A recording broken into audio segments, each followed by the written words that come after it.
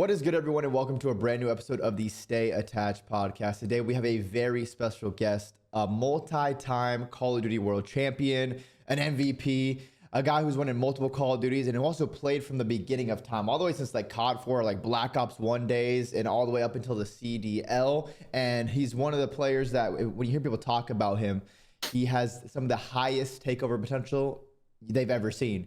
He can go out there and just win you a map or a tournament versus any team. It's absolutely insane. Brian, welcome to the show. How you doing, Apathy? I'm doing fantastic. Thank you for having me today. Of course, man. And yeah, you're OG in the COD scene. I mean, everyone who's been watching COD from the old days knows who you are. Some of the new fans might know who you are a little bit, but then they might know you from your Warzone streams. Because I mean, your streams have always been popping. Now I think you're always above like 6,000 plus subs on Twitch. So that's pretty crazy. Yeah, it's funny because I get new people come to my stream who don't know much about me because, you know, you have the newer people. Yeah, exactly. And they don't know like what I did throughout my career. And then I have like the people who watched me and got my back. They're like, dude, App was nasty. Like he was taking over. Like you don't know about him. So it's kind of funny like seeing like the new gen and like kind of growing up and now becoming a full-time streamer and getting the mixed opinions. Yeah, it's always crazy to think about. Even when I post on YouTube, like I'll post a video, it'll just be like a casual video about like a ranked play class setup. And then people will be like, who is this guy? Like, is he even like a pro player? Like people really don't, or people don't even know about like the pro Call of Duty scene. Like it's just so crazy how small it actually is in comparison to like Call of Duty as a whole with Warzone, multiplayer and everything. Like, excuse me, it's crazy that people like really don't know what it is, but it's good because that means, you know, you can go out there, work hard, and more people will discover your content and gift you more subs. Hey, you're on point with the gift of subs. That's what I need every single day. Now your community goes crazy with the gift of subs, I feel like. Yeah, I'm gonna be honest, man. I've been doing this full time now for about 4 years, and I remember when I went full time, it was like I wasn't sure if this was gonna work. You know, I had a lot of thoughts about it, but I just focused on obviously working hard, like the mindset I had during the pro career, just working hard, put in, you know, no matter what, just never giving up, and also just focus on growing the community and like caring about that, right? Because I feel like some streamers aren't the best about that. I feel like you're pretty good about that. Like you interact a lot with your chat.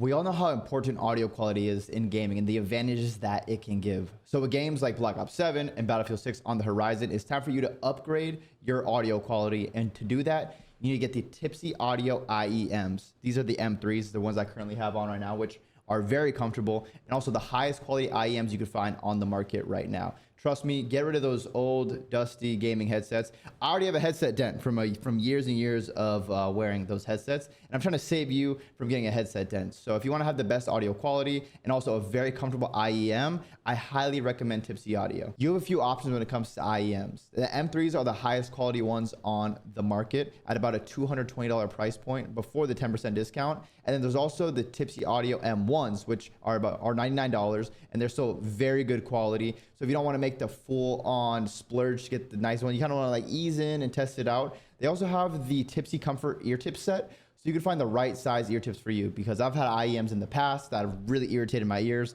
I was not able to wear them for more than a couple hours, and they were scratching my ears the whole time. It felt like they were bleeding. So being able to customize and find the right fit for my ears and make it comfortable, because that's so important to have while you're gaming for long hours, or you're hosting a podcast and talking to some of the best Call of Duty professionals in the world. So big thank you to Tipsy Audio for sponsoring the Stay Attached podcast. Guys, make sure you check out Tipsy Audio in the description down below and go get yourself a nice pair of IEMs today. And do not forget to use code ATTACH, ATTACH, for a 10% discount off anything Tipsy Audio. You're all about the community, and I think that's really important in growing a stream. 100%, because I mean, there's been so many players that we've known and seen throughout the years retire after Call of Duty, and it's like, what do you do after? Like, you could go into content. Now there's people that like will coach a team or maybe be like go on the desk or something like that. But then most people like just kind of disappear, whether they go work normal jobs, go back to school.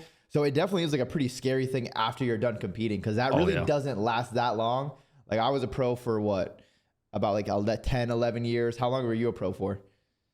Yeah, roughly same, like 10 years. Yeah. And then like really in the grand scheme of things for your whole life, like that's not that long. Yeah. And you don't make it's scary. Like, you make good money, of course, and it's a blessing to be able to do it, to travel, experience all these things, but like you're not set for life. Like you still have to work after, so you got to like really think about that too for your future. Yeah, and I think not everyone is smart about their financial decisions. You know, depending where you grew from, if you have experience with finances, like I, for example, I didn't grow up that wealthy. You know, my family were like middle class or below middle class. Hmm. So like I wasn't the best with, regards of money. So even if let's say you're someone who makes a lot of money throughout your career, maybe you aren't the best. You know, there's people who, for example, gambled, maybe lost a lot of money. Hmm. So yeah, it's like you say, you're not set for life. You know, it's just a little part of your time in life. Yeah. But it definitely can set you up to have a good foundation, make some investments, and then lead you to whatever you want to do. Whether you're passionate about being a veterinarian or something, you love working with animals, you can go work with animals. You know, you can do like whatever you want to do. Like, so you can kind of set yourself up for that. But enough of that real life boring stuff. Let's talk about the fun stuff and talk about some video games. All right. So, Brian, you've won, how many championships have you won? You won quite a lot from like all the way competing since Black Ops 1, right? Yeah, I think it's 7 if you want to count like the regional one, but not everyone counts that one because there's no money on the line. We'll count it. Yeah, but I feel like I could have won more. I have like 7 second place finishes. Ooh. Yeah, that's a lot of second places. Those Yeah. kind of hurt. Definitely. I feel Like like really bad. yeah, because like you were just right there and you just couldn't finish it out. Like you couldn't close it out. You were so close. You fought the whole way there just to give it up in the finals. Literally. Yeah, some people say like, would you rather get second place or would you rather just got last? And it's a funny question because like as a competitor, like we want to win. Like that's the most important thing. Like we want to Yeah. get first. Like anything else doesn't matter. But at the same time, like second place, you get some money. You got second at least. But Yeah. it definitely sucks. Yeah. It's like the mindset. Like, of course, in your mind, like second and last is the same thing. But from an actual real life standpoint, okay, I'd rather get second at champs than get last at champs or not qualify for champs because that's still like $100,000 or $80,000. But like the mindset of like actual competing, it's like, all right, I'd rather just get last or second. Like it doesn't matter if I don't win. So it's understandable. But people do sound crazy when they say that. But it's just a competitive spirit talking. It's a passion. And you've been on lots of teams with lots of different players. Who would you say like your favorite team and roster was, and then your least favorite team and roster was throughout your Call of Duty career? My favorite team, man, has to be the Envy team back in 2016, Black Ops 3. I mean, we teamed in IW as well, but I just felt like that was a good core. We had good chemistry. We had good teamwork. We pretty much got along in game and out of game. We meshed really well in terms of roles. So I felt like that was just probably my favorite team I've ever had. And we're on top of it, we're just very passionate. Like we all wanted to win really bad. We all worked really hard. And that's like what you want out of players in a team. Yeah. And my least favorite, that's a hard one. I never look at the negatives like too much. So like the worst team or the worst. You are a very nice, positive guy, thankfully, because you're also really big and buff. So if I were to piss off Brian, he'd rip my head off. So I'm glad you're a nice guy. Thank you. But let's be mean right here. Let's be mean. Okay. Probably. Honestly, if we're talking about like teams that are popular or teams I've been on that most people know, even though we won an event together, which is the phase 1 in Columbus, it was me, Aches, Censor, and Slasher. I feel like after the event, it was downhill from there. And like that team went like, I was really happy on that team to like, I wanted to be done with that team. Yeah. That's crazy you say that because I literally vividly remember after that event, we were at the hotel outside the hotel that night after you guys won. I was talking to Austin. I literally told Austin, I was like, bro, you guys winning that event was like the worst thing that could have happened to your team. Because I just like envisioned what was going to happen with that team after. And then it like, you guys won the event. And then it felt like no one just like cared and all this stuff broke down pretty much as a team after. Yeah. I mean, I remember I went on a little like couple day trip to like New York. I actually went to the Phase House for a couple days, and I don't know, I took like a little mini vacation. It was like during the Christmas time, like December, and I don't know, I think my teammates weren't happy about that, and we kind of just like slowly were just falling apart, and yeah, that's pretty much over. Yeah, that's tough. But it's all good. You bounced back with Pat a couple years later, won World War II champs, won a ring. Yo, that one was a crazy one. Yeah. Do you think it was lucky, Dill? No, I don't think it was you guys winning was lucky. I think the lucky part for you guys was that we choked versus TK. I think that's the lucky part for you guys. But you guys actually winning, I mean, you played who you played. You were like the one team that matched up really well versus TK. that event, and they made you win. And then of course you had the series versus OpTic too, bro. That series versus OpTic was so crazy because I remember it to this day. I literally just got done. I forgot who we played on that stage in the Columbus studios. We played someone, we beat them. And then OpTic was going to play on our side. And like Seth's walking up on stage. I was like, oh shit, who you guys playing? And he's like, oh, we're playing EG. And then I heard that like they only had to win one map to qualify. I was like, oh yeah, you guys got this. Like you're going to win one map, right? And then I don't know. You guys, that was crazy. But what was that series like from your perspective? Dude, I think it's a crazy thing. Like you said, like we literally could have been knocked out right there and we end up winning the whole thing. I don't know. I guess we worked so hard going into that tournament. Like we grinded, we put in a lot of time, like just like all the other teams, but we worked like really, really, really hard. And I remember going to that match, like they need to win one map. I need to play my heart out. Like, I mean, like after every death screaming dead or every kill screaming dead, like let's go, like calling out hard, giving 110% effort, like really just trying my best to play my best.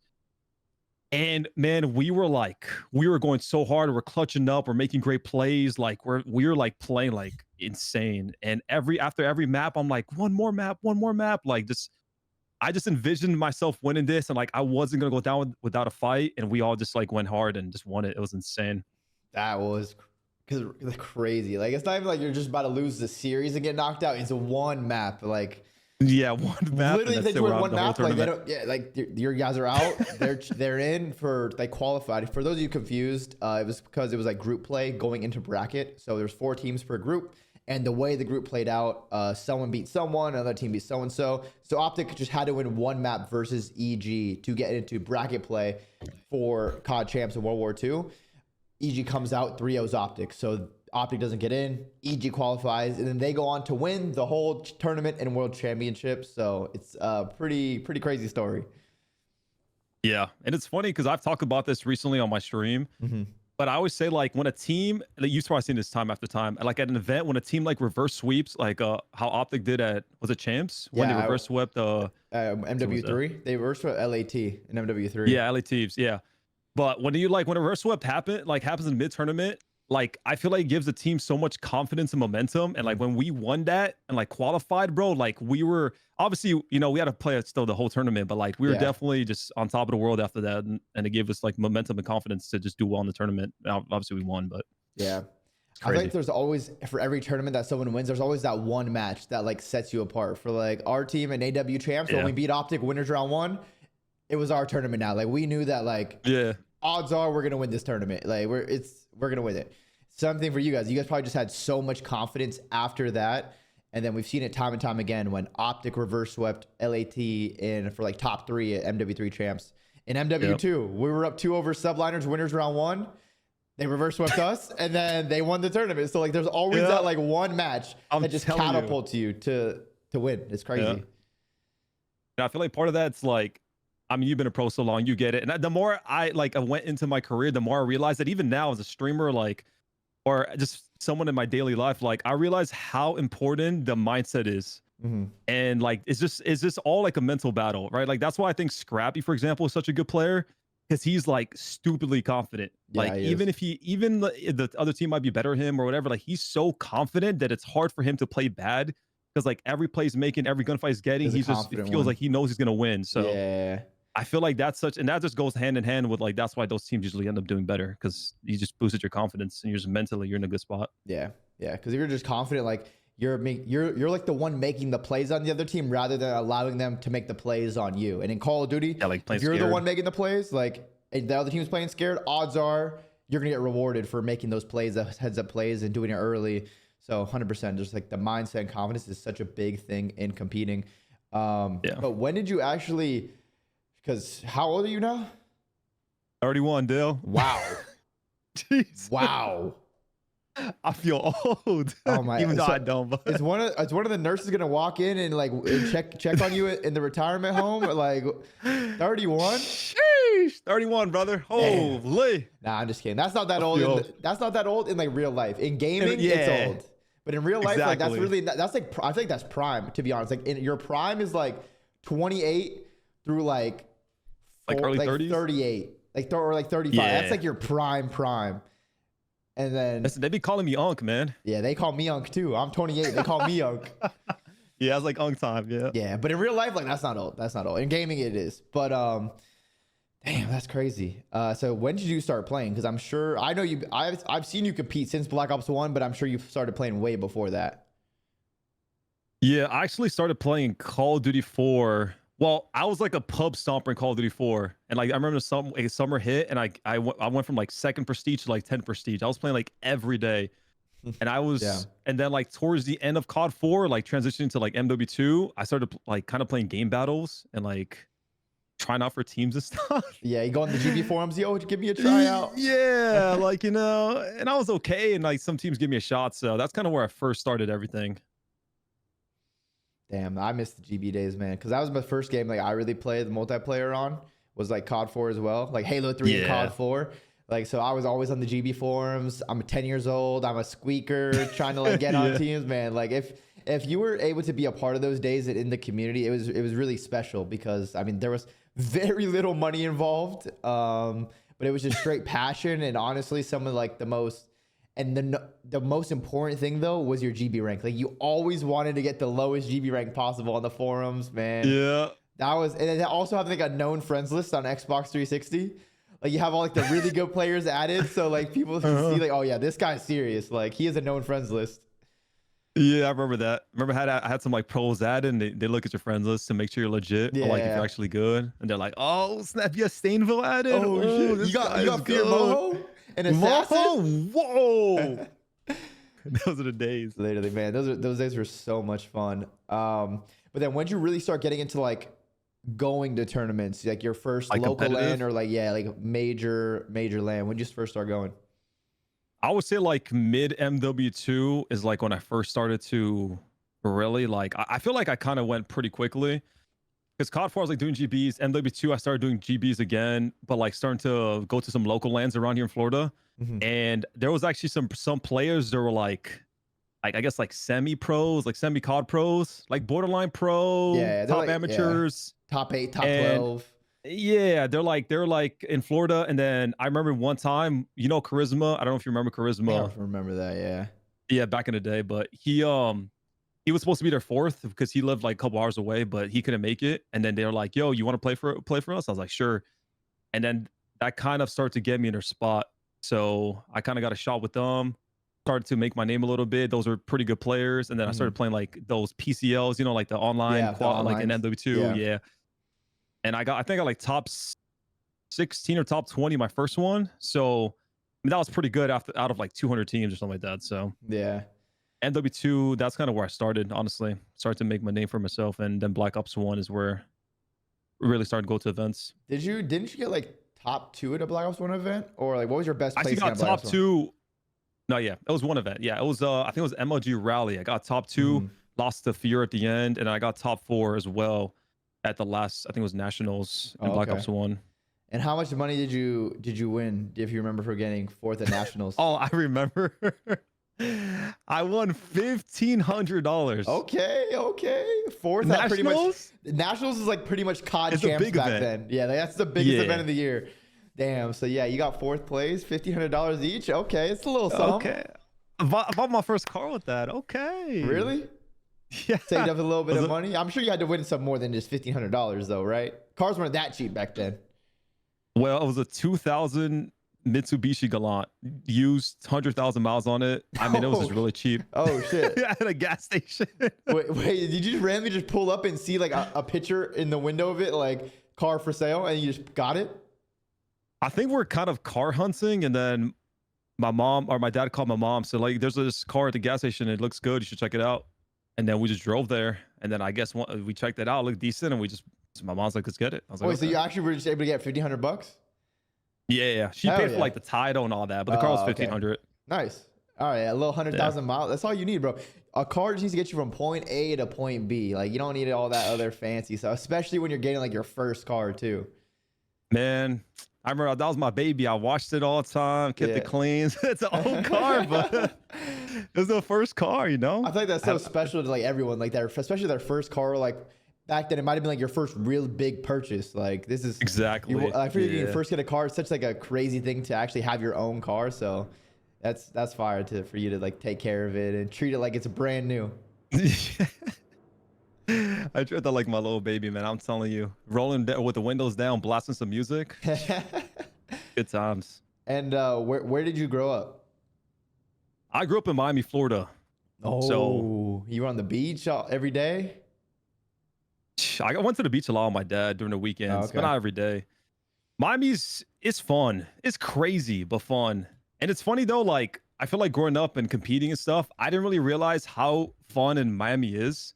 Yeah. You know, weirdly enough, like I know I was raised here, but I don't know. I guess going to different states and then finally like realizing like, the way people talk about Miami and then growing up and getting older, I'm like, Miami's that city. I was like, hey, okay. Because you're just like, yeah, this is home. Like, I don't know. It's not like that crazy or anything. But everyone's like, yo, here. I'm going to Miami spring break. We're on a yacht. We're in the club popping bottles. And you're just like, yeah, it's just my home. I just live here. Like, exactly. So, especially like being a gamer, you know how it is, man. You game all day. Like, you don't think about those stuff as much. So, but yeah, it's fun. It's been a fun place. But now I moved. So, yeah. Now I'm like Central Florida, like outer Tampa kind of vibes. To raise a family over here. Of course. Definitely don't want to have the family in Miami because I know you're probably on the yachts and stuff, on the jet skis, popping bottles. Yeah. So you got to just get to Central Florida, make sure it's just your family, man. Now the suburbs, it's all safe. Yep. It's all good for the family. Take care of the kids. Exactly. It's just a mindset of like, I was raised there. I know how crazy it gets. And I just want to raise my family in a safer, better environment. You know, you just start once you have kids, it's not about you anymore. You know, you start thinking about them. Yeah, of course. And I think you're definitely the only person that I've interviewed that has 3 kids now. So congratulations. I know like the third baby just popped out not too long ago, right? Yeah, it was about like 2.5 months ago. 2.5. So yeah, still very, very new, just spawned in. And what would you say like the toughest challenges to have like 1, then 2, then 3 kids? Like especially. It's so interesting to hear because I've known you for so long, and then many people listening to this probably don't have kids, or maybe a couple of them do if they're older. But what's it been like as a challenge for you, or not like a challenge, but just learning new things? I feel like 1 kid is like, I mean, whenever you have your first kid, you're never going to be truly ready for it. So it's a whole new brand new experience. You're learning a lot. You know, you have no idea how to do certain stuff or how to be optimal in certain stuff like feedings. Showers, whatever it may be, bedtime. So the first one, just a brand new experience. The second one, it's like now you have double the work with everything and the double the craziness. Yeah. So it stacks up. But I feel like by the time you're the third one, it's like you have so much experience. You know what I'm saying? You already master prestige. So you got the reps in. You're good to go. Like, you know, it's a more work, but like at least you know how to be optimal, right? And that's important. Like, just you know how to do everything very well. You're efficient, so in certain ways it becomes easier. But yeah, I think I'm the only streamer that I know that has 3 kids right now. It's only streamer, only pro. I think. I mean, yeah, 3 is a lot. I feel like that is a lot of work. I know because I know there's a couple people that have 1 kid. I know Jerry is 2, right? Or he just had 2 now. He just had his second one.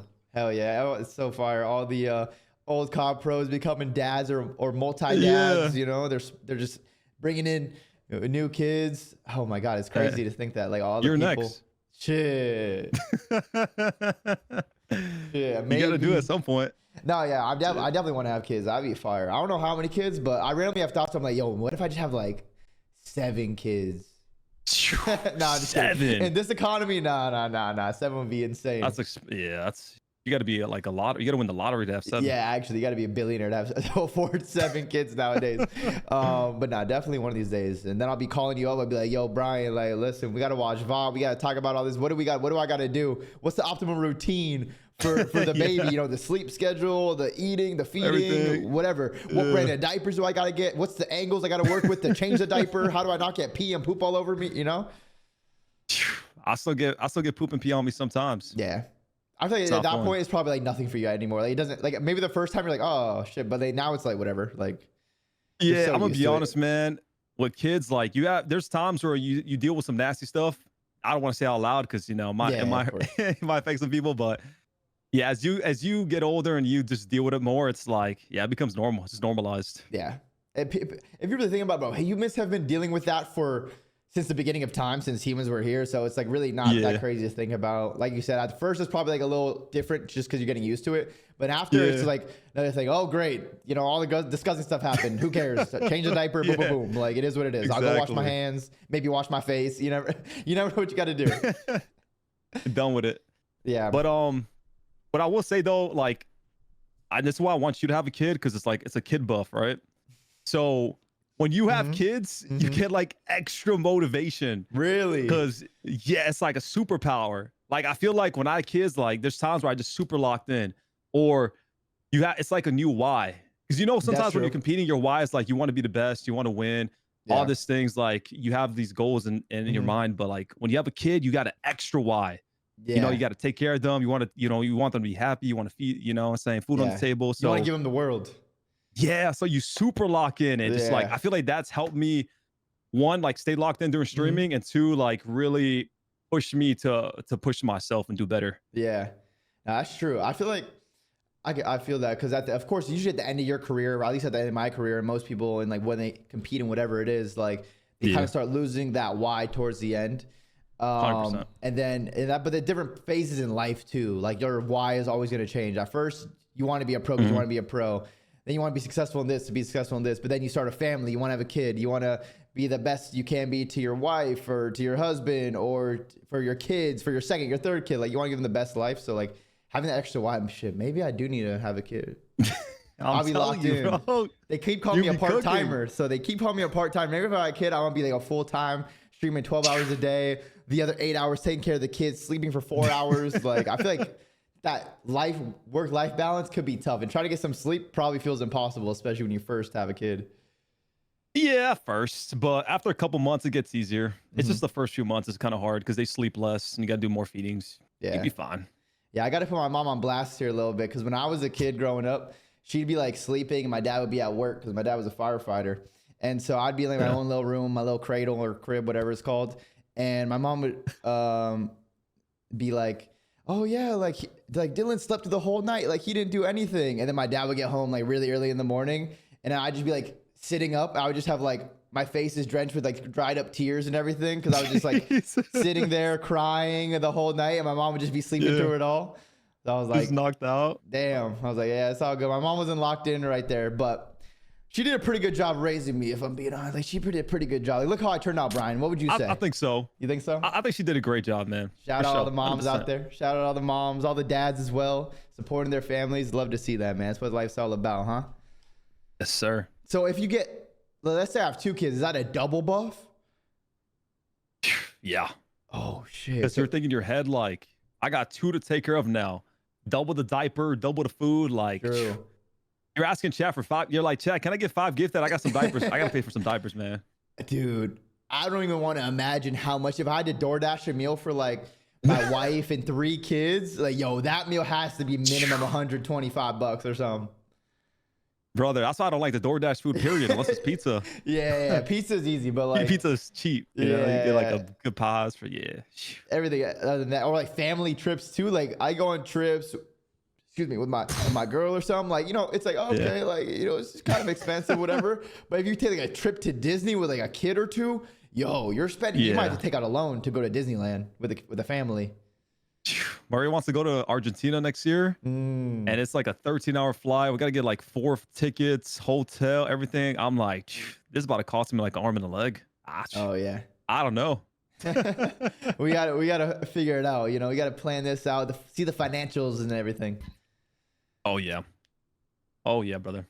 But it's worth it. But because what's your ethnicity, your background growing up in Miami, Florida? So I'm half Peruvian. My mom's Peruvian. My dad is Bulgarian. So it's kind of a weird mix. And then Miami is like full of Hispanics. So it's funny because my mom's Spanish, but like she didn't really teach me much Spanish. She talked to me a lot in English. I learned Spanish just from daily like school, teachers, friends and everything. Friends. Yeah, because like everyone's a Spanish. So like, you know, their moms will speak Spanish to me or their dads, and like, but yeah, it's a weird mix. But growing up in there with all the Hispanics is pretty cool. You know, it's just like it's a lot of different cultures. Yeah, everyone from all over the world. Yeah, I mean, every time we go to Florida or especially Miami, I love it too. the cultures, the food, the beach, like everything was just fire. But I can only imagine like growing up there, it would probably be sick to like just hang out with your friends and just because I wish I could learn Spanish, man. Learning Spanish would be insane. Like if being able to speak 2 languages would just be crazy. I mean, yeah, growing up in Miami, there's a lot of hoodlum things going down there, man. Oh yeah, everywhere there. Those are gonna be some bad areas, you know. Nah, yeah. I mean, I grew up in a hood. Fun fact, I actually lived in the hood for like 6 years, 7 years, like 8 years. Yeah, my mom bought a house at like it was like a very cheap house, like broken down, like in the hood. And you know, that's her first home, and it was a good investment at the time, I guess, and it was cheap. So she did it, and we lived there for like 8, 9 years. And but don't worry about me. I didn't do hoodlum stuff. I just stayed home and just gamed. Stayed safe. I didn't want to be out there. Yeah. Yeah. Didn't hang out on the block with everyone else. Yeah. All that craziness. Crazy people. Yeah. I just couldn't do it. Gotta be careful. Yeah. So, but your family made it work. They made it work. They did what they had to do. Take care of the fam. Made the sacrifices. Now look at you, multi-millionaire professional Call of Duty player. Content creator, streamer. Okay, maybe not. Maybe it went down a little bit because of having 3 kids. You messed up. Yeah, the first part, like you're good about the other parts. The first part, no, not even close. Multi-millionaire diaper investor. Yeah, the wife likes to go in Target, Hobby Lobby. Oh yeah, Starbucks. That's dangerous. Yeah, that's I call that triple threat. Yeah, I've been telling that talk to my chat. I'm like, my wife and I know a lot of people as well. Like, she loves Target. She loves Hobby Lobby and she loves Starbucks. Those spots, she's in there every week, at least one time. Yeah. And you're like, no, you get like the notification of like, your credit card's been used at Target or Hobby Lobby. Yeah, Target. Like, oh shit, it's about to go down. It's about to go down.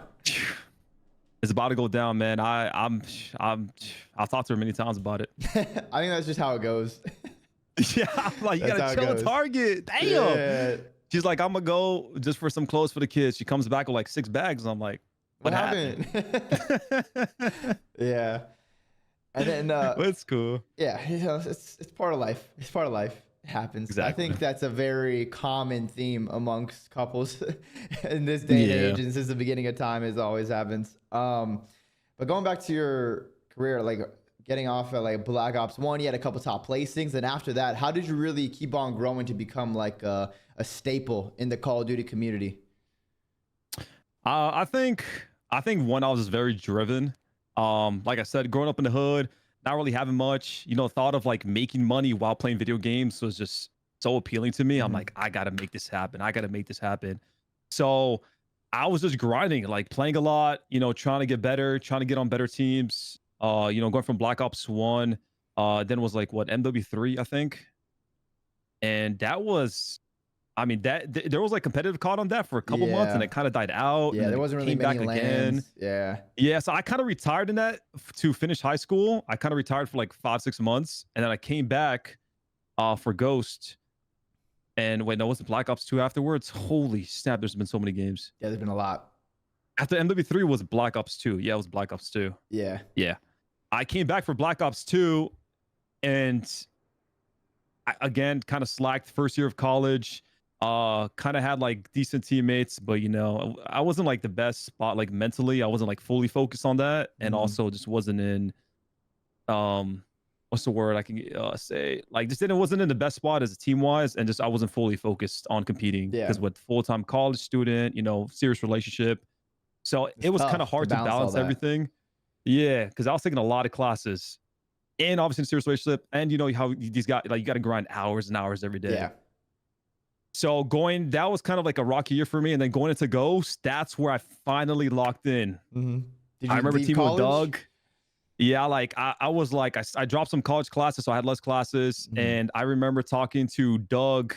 They're going to pick up Bobby, which was like an old pro player back in the day. Yeah. But they were kind of unsure about him. And I remember Censor and Too Quick were going to team each other. And I hit up Too Quick and I hit up Doug. And I'm like, listen, man, I'm going to lock in. I'm going to go hard. Like, you got to pick me up. You got to give me a shot. And I just like poured my heart out to him. Like I texted him like all these things. And he was like, you know what? I don't know what Bobby's doing. He hasn't really been talking to me. I'm going to give you a chance. And then going to Ghost, like, it's like the thing I talked about earlier. It's like, I really locked in. And like, I was like, I wanted it bad. And we were grinding every day. And then Ghost is finally when I started to get like some good placements and do better. You won regionals, beat Complexity before going into CoD Champs. And then I think you guys went to CoD Champs and got 4th at CoD Champs. But Yeah. I'm pretty sure I remember, didn't you guys go to like a pre-LAN with OpTic before CoD Champs? Yeah, we did, and it was the biggest mistake we did. Yeah, I think that was pretty a bad idea to do that, to go give them like really good practice. Because you guys were like a probably top 2 team going in at the time. And then to like go play against teams that were still good, but not like on your level just at the time, but giving that practice for like a week, you know, you showed them a lot of stuff, but like, I'll let you tell it. Like, how did that all go? And was there other teams involved at that pre-LAN? No, it was just OpTic. And I think what kind of the mindset was one, I mean, we get a lot of LAN practice, which is good, even if they're, you know, not the best team or like not as good as a team as us at the time. And 2, I guess it's just OpTic. So like, you kind of want to be involved in that. Yeah. You know, it's a really being a Scump Nate shop log. Yeah, like, you know, it's kind of hard to kind of deny that. So I think a little bit of mix went into play. But like looking back, and even OpTic, I mean, the players are saying like we're dumb doing that, right? Like giving them that good practice. I remember we played them at Champs, and we practiced S&D at the LAN, and they countered some of our strats that we did and ended up winning game 5. Yeah, it wasn't the best decision, honestly, at the time. But you know, you're young. I feel like you don't always think about those things. Yeah. And yeah, I mean, we just kind of just did it, and yeah, it kind of bit us in the butt. Yeah. Yeah, but I mean, 4th still respectable placing. You of course want to win and go further, but it's still decent. It's still decent, especially back then. Because like back then, really the only event to make money at was like Champs. Like your whole season was depending on making the money from Champs. Because even if you won every other event, you'd win like $2,500 each. But if you win Champs, you would win like $100K. Or if you get second, you win like $50K. So like that was the real event to actually make money. If you fumbled at Champs, the whole career or your whole season was kind of a waste back then, especially. Yeah, I remember we won UMG Nashville, and I think we made like 2,500 each. Yeah, and I got Champs. I think we made 25K each. So it's like it's such a huge gap. Yeah, it's like you said, Champs was definitely the event to do well in. Yeah, I think that's why it's become so ingrained in Call of Duty that like Champs is the event. Of course, not only you win a ring, it's the most money, but like back then, that was the only way. If you didn't do good at Champs, like you weren't able to make a living through Call of Duty. Like you had to do at least a minimum like a top 3 at Champs, and then like a top 3 every other event or top 2. Honestly, you'd have to win some events and get top 2 to like really make it an actual career back then. But it was tough 100%. When it was just the only prize money and stuff. But yeah, I remember Nashville. I think we lost to you guys. I think we replayed. Do you remember the Blitz Warhawk? We replayed like map 3 like 4 times. We just kept tying. I don't vividly remember, but I remember replaying a Blitz Warhawk like a couple times. Yeah. Was that versus you guys? Yeah, that was versus us. We kept playing that over and over, bro. It was insane. At one point, I was like, all right, bro, let's just lose. We're already down 2 in the series. It's like the 4th replay. Bro, just lose. Like, we can't we're just tying over and over. Yeah, it was insane, bro. Blitz was a fun mode. Ratty, but fun. Yeah, I feel like Freight Blitz is fun. Warhawk and Octane were like, everyone's like hiding, staring, laying down, looking at nothing, and then just letting a guy run by and then running by to like try to get a cap. Yeah. It was so bad. But fun. I was like, I don't know, I'm like a sneaky player, like a ratty player sometimes. So the thought of just like getting through, I don't know, it was just fun to me. But like you said, there was like, you would look away for a split second. You're like, your teammate needs help. Like, I need help. And she was got middle. You turn around for a second. You turn back to hold your lane, and the guy already went through, but you didn't even see it. And then, just call time me.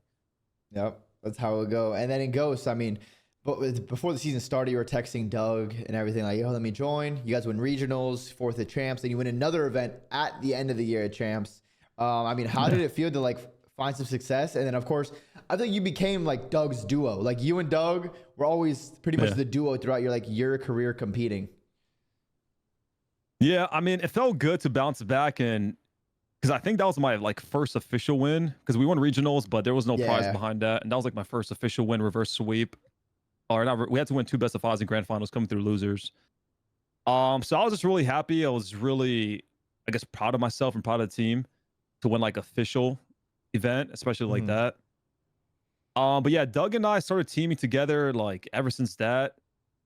And I don't know. I feel like I owed him just because he gave me that first shot, like start of the year. And Doug also just, Doug, he he gives passion. He's like very passionate person. He's very outspoken. He's very passionate. So, and I'm that type of person. I'm just not like always loud about it, but I'm the same way. Yeah. So I just felt like I really rocked with him. I vibed with him. Like I really liked that chemistry and I liked that passion from him. So we were just very alike, and we just, you know, played a lot together, especially for those couple years. And then what was it like winning Nashville after that whole argument with Doug and Damon that on Octane? Where he's like, don't fucking call me Damon, Doug. We're just teammates. We're nothing more than teammates. Like, that had to have been such like a funny argument to just be like screaming it, but also at the time you're probably like, what's going on? Is my team at a break? Yeah. I remember that's a legendary like top 5 argument, but yeah.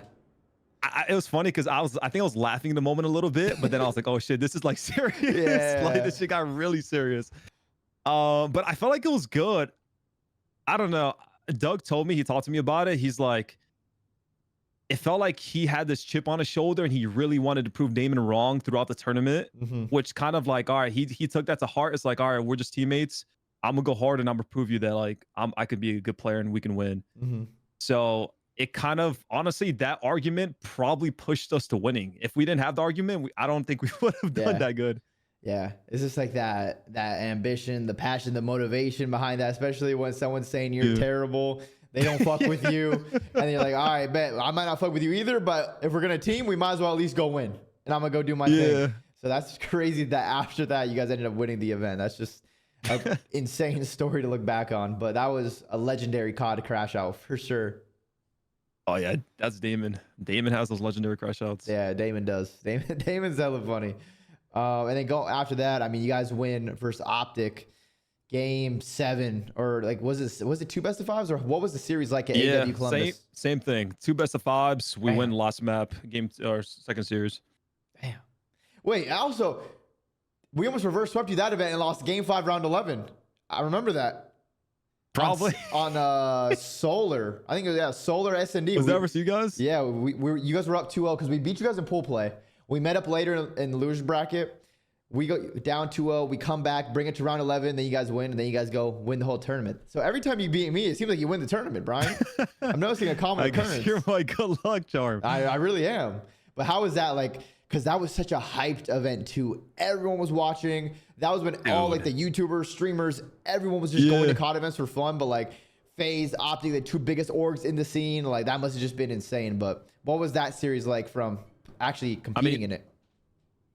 Yeah, we had a lot of FaZe supporters. We had like Tommy, Banks. I think all of them were there in the front row watching. It was definitely a crazy event. I think that was FaZe's first ever win, like especially MLG win, because we won the UMG event. But that was like the first ever MLG championship.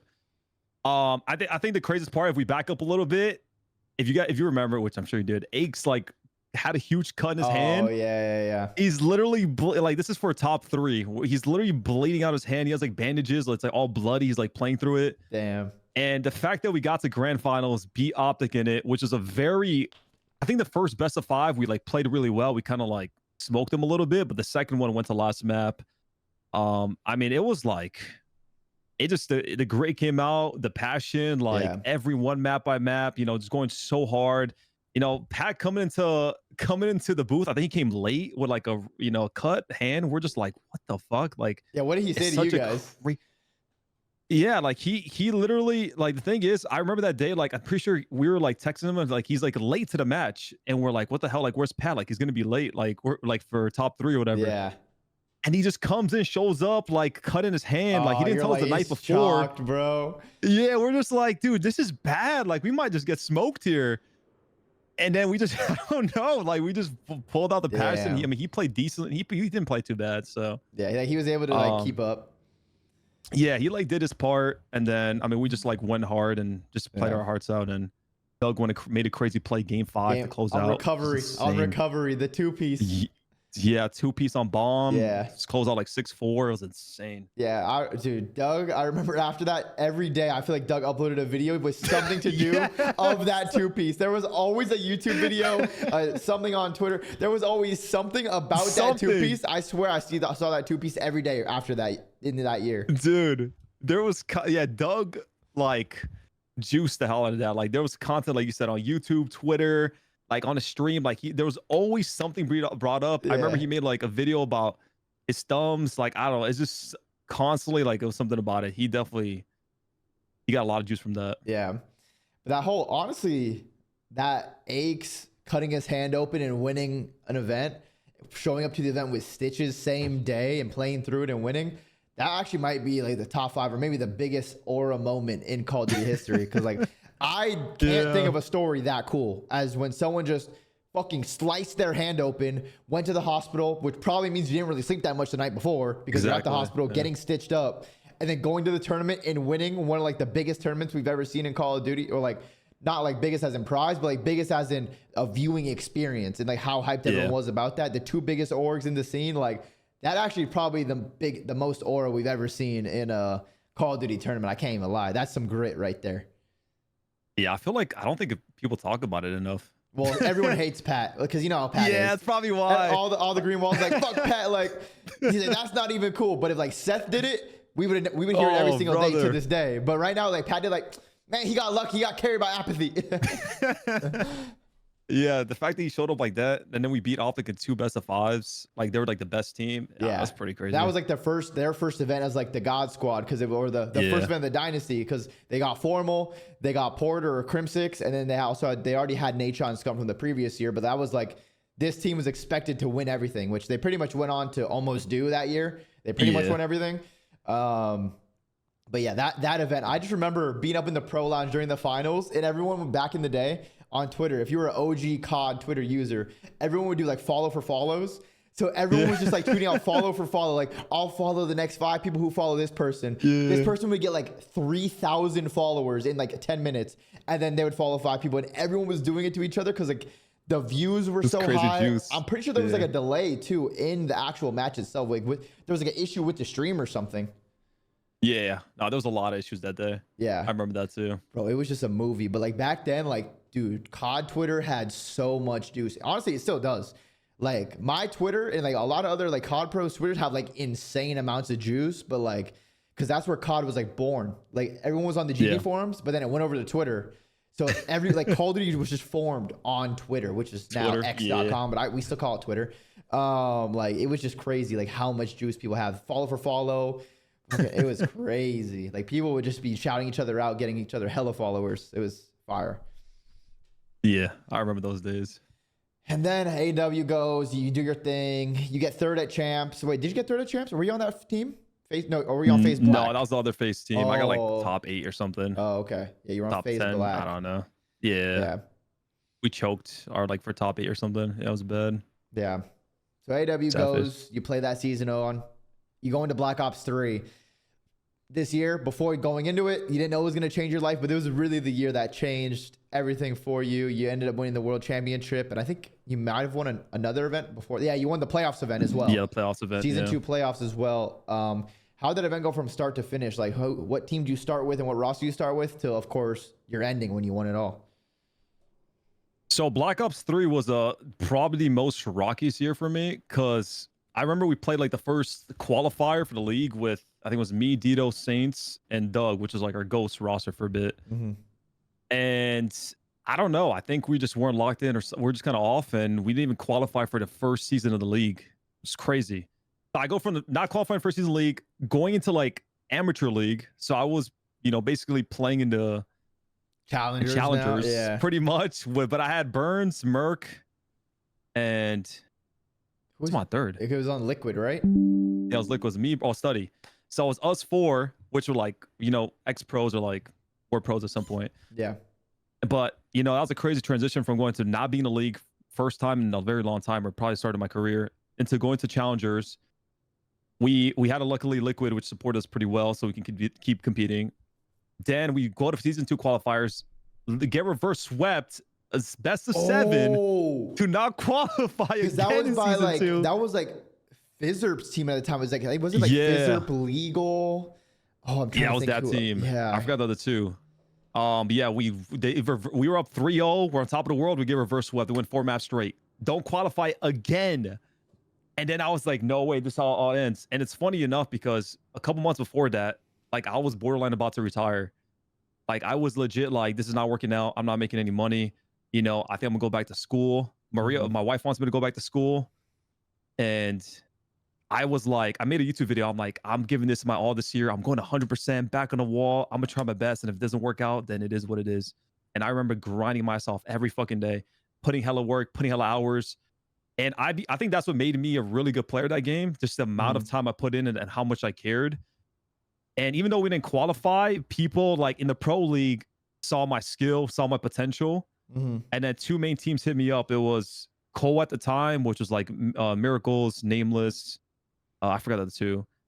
They potentially wanted to pick me up, and then NV were like a possibility, but they were also looking at Saints at the time. So it was like between me or Saints. Yeah.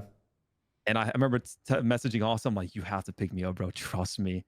Yeah. We went to during that qualifier. It was in that weekend. I actually went to Denny's with, I think it was Chino and Slasher. Yeah. And we're there sitting down. And I'm like, dude, trust me, you have to pick me up, bro. Like, I'm nasty. Like, I'm gonna go hard. He's like, dude, I'll see. I got to talk to Stroll about it. Like, we'll see. And then the thing with Saints fell off, and then they picked me up, and then that's when I joined Envy. We started to work hard and made some shit happen. Yeah, 1-2 events after that.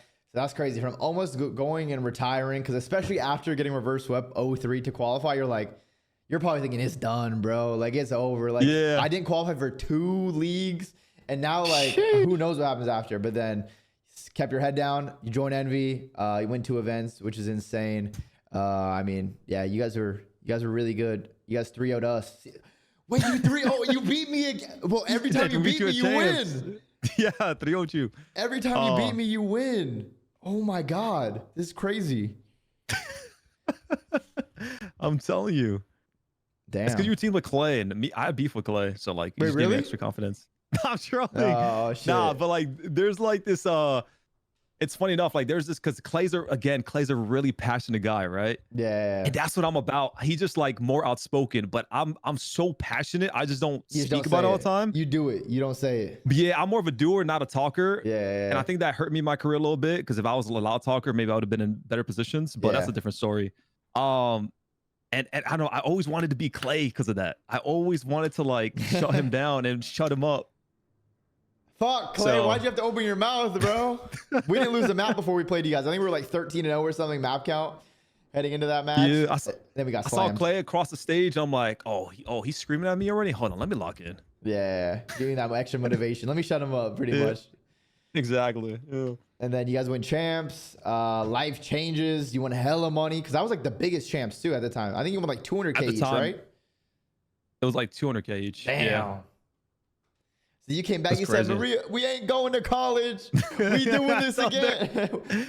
I'm doing this full time. Let's go. We set. Like, this is it. But it's actually crazy. We're like going for borderline retiring to joining a pretty good team and then winning champs that year. I remember when we won, I was like so emotional because like obviously crazy year.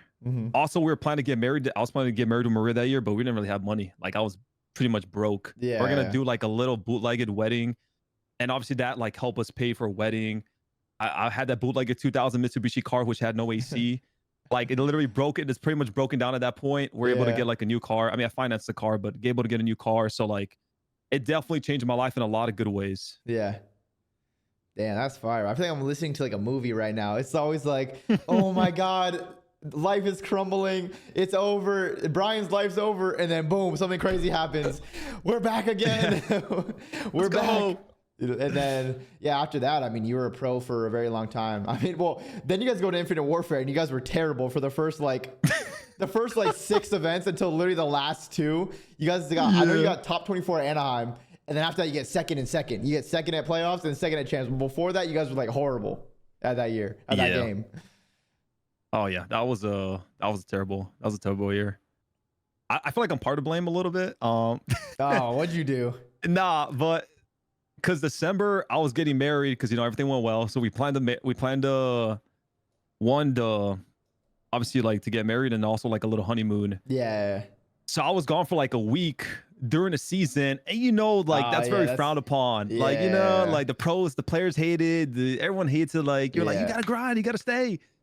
So it was kind of like a tough moment for me, and that's something I've always done throughout my career. Like I've done little trips, done stuff, because I mean I guess I'm in a different position, having being in a serious relationship is a little different compared to there's majority some of stuff you gotta pros. sacrifice. Yeah.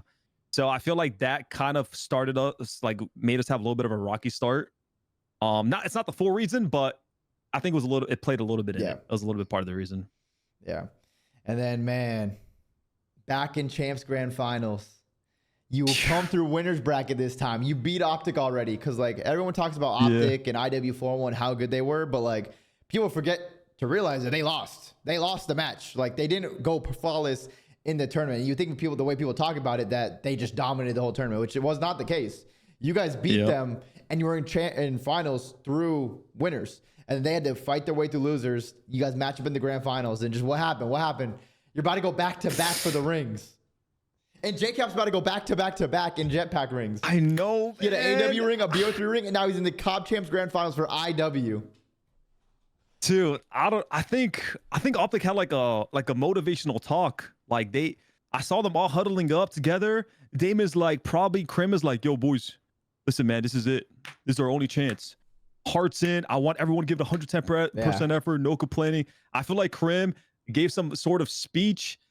They turned up. They started playing like crazy good. You know, we went from beating them to like, yo, this team is going hard. Like they are on fire. Like we are barely winning maps, or like, I don't know. And I feel like Cap couldn't handle it, man. Like that's my boy Cap. Like I love Cap. That's my dude. He had a couple rough maps. I think OpTic just came out gunning. He couldn't handle the heat a little bit. And it was a tough match to lose. Very heartbreaking.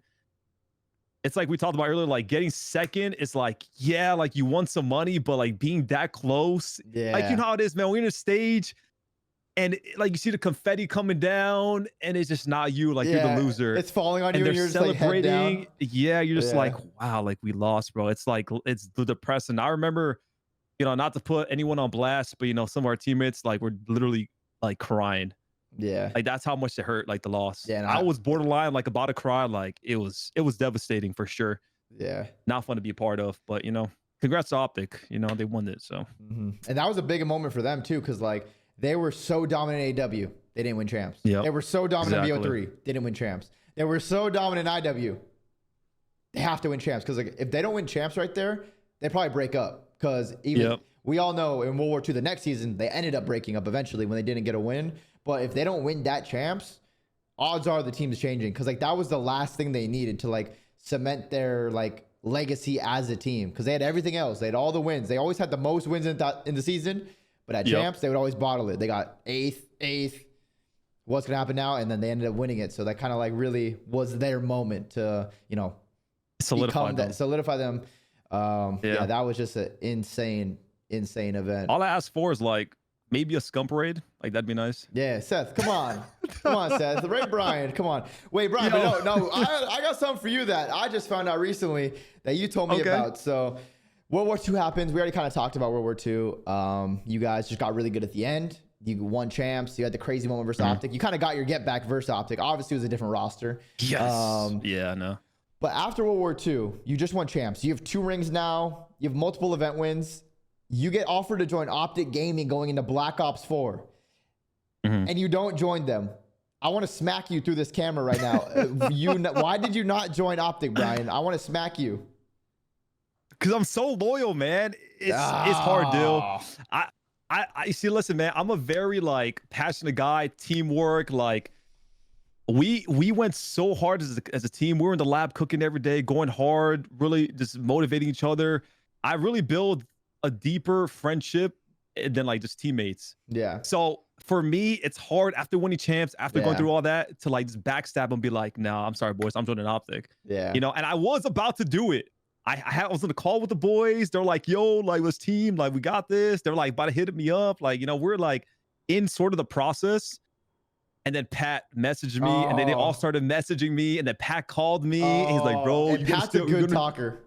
Yeah, he's like, yo, you can't do that, bro. We're gonna join Envy. We'll get Hook. Like, we'll get a good salary, bro. Like, we just won together, bro. You gotta stay. And I was like, oh. And then they're all texting me like, bro, there's no way, bro. You have to stay with us. And I was like, damn, bro, how am I gonna do this now, man? I feel bad. I can't just like stab you guys in the heart.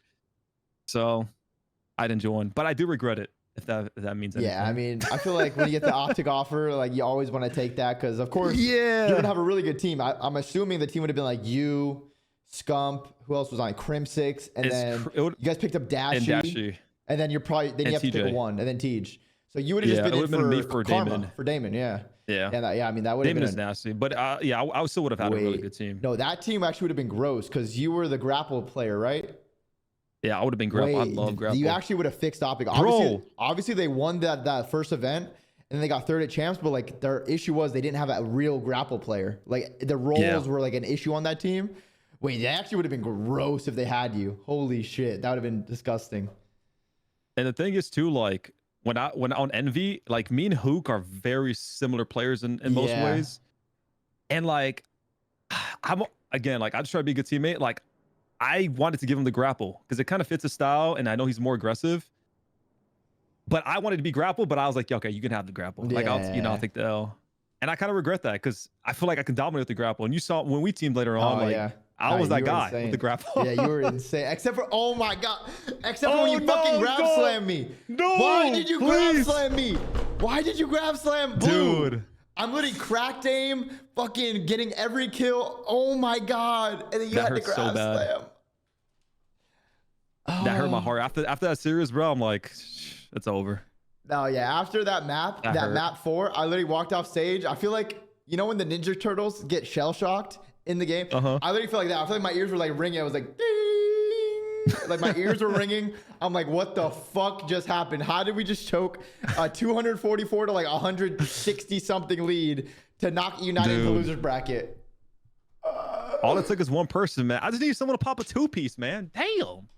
Yeah, then they locked down that hill. Then they had Vision Pulse going into P1, and then Clay calls a streak, accidentally team kills, gives this team a split spawn. Like, but to be honest, crazy. That map was crazy. We choked it hard, but also the first map no one talks about. We also choked another 100-point lead on Gridlock. Yeah. So to be honest, we should have beat United 4-0 or 4-1. It was the map count was literally 4-1. We took 200-point leads. We won map 2 and won map 3, but then we just lost game 5. It's Simp with the sniper on Arsenal. Like, we're not beating Simp on Arsenal with a sniper, to be honest. It's funny enough, bro. I feel like Champs, like us as a team, I feel like our placement doesn't describe like how good we got in the end. I feel like we got so good. Like we were good fundamentally. We had like we just knew how to play the game really well. We're great. We're good individually. Like we could have done so much more. Yeah, we well, of course, if we beat OpTic or beat United, we get top 3 minimum at Champs. We don't know what happens after that. But like, from the start of EG when I joined the team to dropping everyone except for Exotic, picking up you, Accuracy, JCap, like we got so good from like that playoffs event in Miami to Champs. Like we were easily like a top 3 team in the game, but we just fucking bottled it. I mean, we were the only team that could beat United, and we were 6 points away, and we didn't do it. So it is what it is. But yeah, no, I mean, we just grinded. We went hard, and we were like a team of misfits, a team of the outcasts that came together and almost did some crazy shit. So just it happens. Yeah. Sometimes you're going to fucking clutch up. Sometimes you're going to choke. That's just competition. Exactly. That's how it goes. And then going into the CDL, because the CDL ended, like, what were your thoughts? Because everyone was like, yo, it's changing. Call of Duty is changing. It's going to be city-based, like a real professional league. We're going to have 401k, health insurance, dental, vision. Salaries are about to get crazy, which they did get. But, like, how did that offseason go for you heading into the CDL? Yeah, I mean, the one thing I worried about truly was moving. Because, I had a home.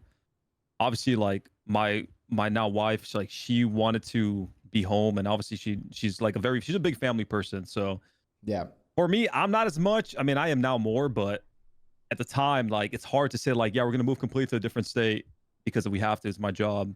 But I got hit up by Florida, which was ideal for me living in Florida. So I was like, okay. I got hit up by a couple teams, but mainly it was Florida. They were like my main like good offer, and I was really about to do it. It was decent salary. It's close by. So we can make it work. I didn't have to really move. And then Seattle, like this is crazy. I'm in a team speak talking to, I think Adam I don't know who I was talking to. I was talking to somebody, and in another call in the same team speak, it's literally like Ian, Karma, or not think Karma's there. It was like Ian, Sam, or I'll say Octane, Enable, and Slacked. They're all on the same call, like talking. And I guess their 4th or the 5th fell through, and they're like, dude, we need to pick up somebody. Like we need somebody.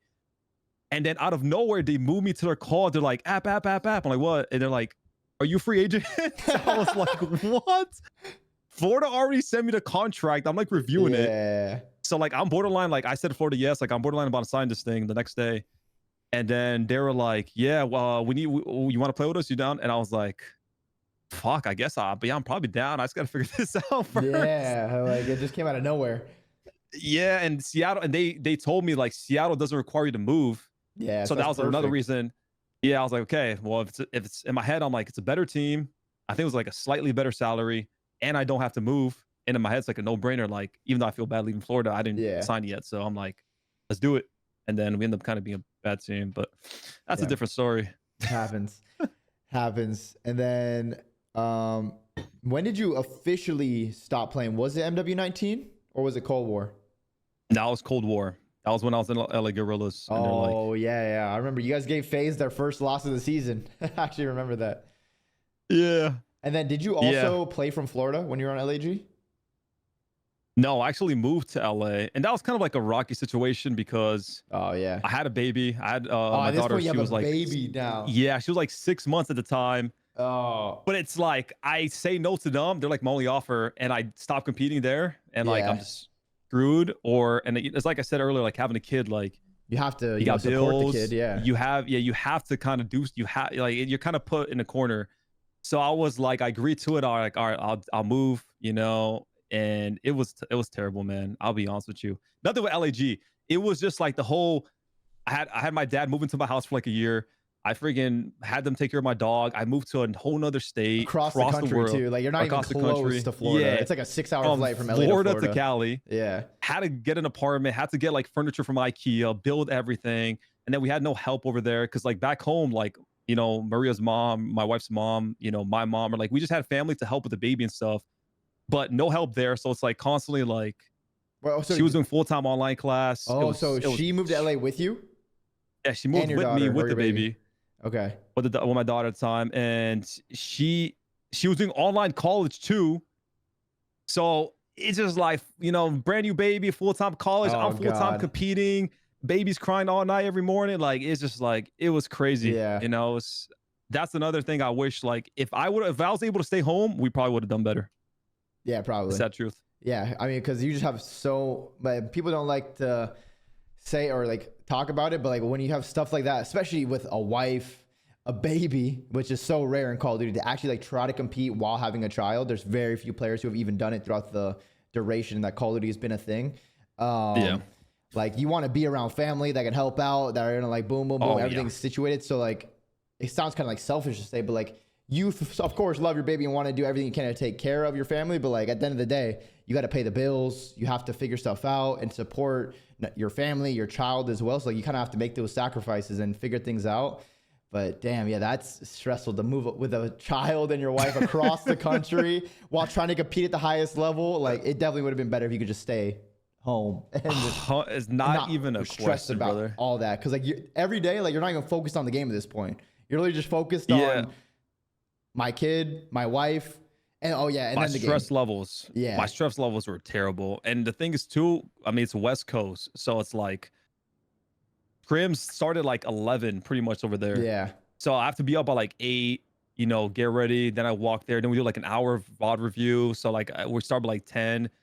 So like I just wasn't getting the best, sleep. I don't know. It just wasn't like optimal for me. It especially being like, at least if it started later in the day, like I could sleep in, I can relax, but it wasn't like that. You're dealing with the baby all night and then you have to go scrim early. Yeah, it just definitely wasn't like, and I feel like that affected me a lot as a player. And it's tough because it hindered me in terms of my performance sometimes. And I feel like, again, like I was stressed out. Sometimes I was, let's just say irritated easier because of sleep and whatnot. Course. And yeah, it was just tough. Yeah, everyone knows if you don't get good sleep or enough sleep, like I feel like shit. Yeah. And I'm gonna be angry for sure. So like when you're lacking sleep, like, and so many other life stresses are on you, it is tough. But I think this is going to be a really good like insight for a lot of people. Like, and so many people have also went through this, like people that aren't professional players, people that just work a job or go to school, but they also have a child or have family members they need to take care of. Like there's different responsibilities. It's not like you can just, you have to take care of them. Like you have to do it. So Yeah. it's awesome to hear your story about how you were able to like work around these things and these different challenges that came to you in life. And then at what moment, when did you retire during that? Like, was it like halfway in the season, end of the season? When did you call it? Well, we didn't qualify for champs, which sucked, but you know how it's like 4 last teams don't qualify. Yeah. And around that time, I started like streaming from there a couple hours a night. And I think at that point I was like, yeah, this is probably it. Like this is probably the end of it. Like just probably not gonna get on a team. I'm not gonna move. I'm like, I might as well start streaming now and see how it does. But I was kind of set on like, I'm probably gonna end up retiring. Like there's no way I'm gonna keep doing this. And that was like, that was even before the season was over. I'm already like, yeah, I'm retiring. This is it. Yeah. And that's the worst. I don't know about you, but when I retired, man, like when I officially tweeted out, when I officially was like, yeah, this is it. This is the end of it, bro. That was like low-key a very emotional day for me. Yeah. Because we just did it for so long. I have so many good memories. Like I know deep down, like I was going to miss it, but like it is what it is. And this is the next chapter of my life. Yeah, no, I mean, it's definitely tough. When you've done something that you first started doing just as a kid for enjoyment with your friends for fun, and then it turns into this whole career of ups and downs and challenges, but then you have the huge triumphs of winning champs, making a lot of money, going from the bottom to the top again, winning your second ring, and then like all the craziness of life just behind all that. And I mean, but it is cool to just see yourself be one of the most successful like players that has been. There's very rare that people have 2 rings. So to be one of the few people to achieve that is definitely a crazy feat. I only got 1. So that's not even good. Like I didn't have a kid. You could have got 2. I didn't have a kid. Maybe if you don't grab slam me, I get 2. or if listen, the reason we choked versus TK in WW2 Champs was because I knew, and I like you're a good friend of mine. Like I wanted you to support your future child with that champs money from WW2. So I was like, listen, we're gonna choke versus TK, and then we're gonna let EG win champs. So then Brian could have money for his children in the future. That was going through my head while I was playing the match versus TK. Well, I thank you for that because I really needed that, especially after losing the grand finals in IW versus OpTic. Because wow, that one hurt. Yeah, and then so how did it go from like the beginning of the streaming? Like what were you thinking when you started streaming? What were you streaming? Like what was your plans with the content journey? Well, I was just streaming Warzone, and I mean Warzone's just easy to stream, and the hype never really dies. It's funny though, because like in my mind, I don't know about you, but when you first make the transition to streaming full time, you're like, this is gonna be easy. Like I'm about to kill it. Like I'm about to have like hella subs, hella viewers. Like this is gonna be what I'm gonna do in the next couple months. And at first, like the transition went pretty well because I was still a pro, and I think people were watching me because of that. So like I kind of had the hype, like he's a pro, like I want to watch him. Yeah. And the season was still going around that time, like because I was starting to stream when the season was like it wasn't over yet. As soon as the season was over, and as soon as I retired and I wasn't a pro anymore, like reality hit me. You know, viewership dropped, subs started to drop. Like the support was there at first, and then it started to drop, and I was like, "Yo, this is hard." But it goes back to what I said. It's like back against the wall. I have to make this work because one, it was actually my dream, or some my dream, but it was my next thing I wanted to do when I was done competing. It's something I always had the back of my head. Like when I'm done competing, you know, whether it's 5 and 10 years, I wanted to be a full-time streamer / content creator. So I was like, if I'm gonna make this work, I have to go hard.